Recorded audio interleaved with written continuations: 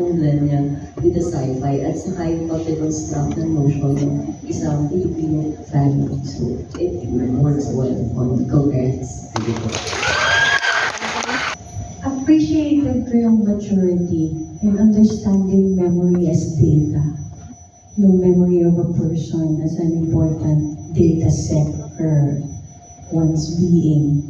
That it shouldn't be erased, it has to be processed and archived and carried around. And honestly, it takes years in therapy to understand that. So gusto kong malaman yung paano na-conceive yung ganong understanding. Yun muna. Anthony Polo. Just a few questions regarding the intensity of the trauma. Because from what you've shown in the film, the undesirable memories or traumatic memories revolve around the marital violence.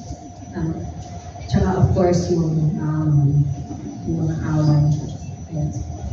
So far you've shown those two incidents na nagre-repeat, di ba? Plus yung violence like here. I was wondering how,